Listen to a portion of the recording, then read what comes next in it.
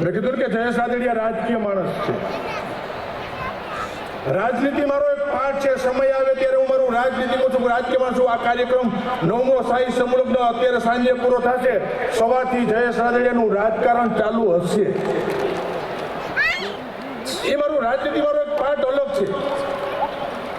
આ કામ છે મારું સમાજનું કામ કે જે મને વિઠ્ઠલભાઈના વારસદાર તરીકે મેં સમાજની જે જવાબદારી નિભાવી છે, એ જવાબદારી નિભાવતા આજે ક્યારેક આટલા મોટા સમાજની વચ્ચે દુઃખ સાથે બે શબ્દો પણ મારે કહેવા કે સમાજની અંદર એવા લોકોની બે પાંચ લોકોની ટીમ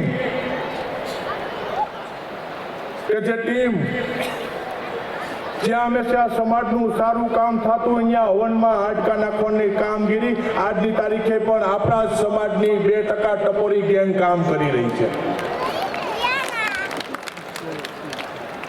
સોશિયલ મીડિયાનું માધ્યમ તમારું ફેસબુક, વોટ્સઅપ, ઇન્સ્ટાગ્રામ, એટલે તમે કરો ને તો મોબાઈલની આવડી નાની સ્ક્રીન ઉપર ક્યાંય પણ કાર્ય સારું કામ થતું હોય તો નીચે ખરાબ કોમેન્ટ લખીને આવડી સ્ક્રીન ઉપર આખા લેવા પટેલ સમાજને કેદ કરવાનું કામ પણ આપણા સમાજની ટોળકીઓ અત્યારે કરી રહી છે.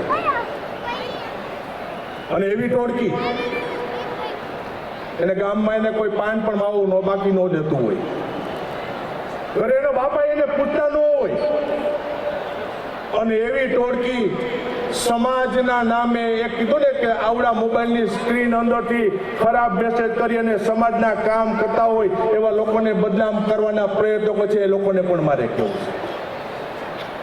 મેં કીધું કે જયેશ રાદડિયા રાજકીય માણસ છે અને સાથે સાથે આટલી મોટી સમાજની જવાબદારીઓ રાજનીતિની અંદર રહીને પણ હું અત્યારે આગળ વધી ગયો છું.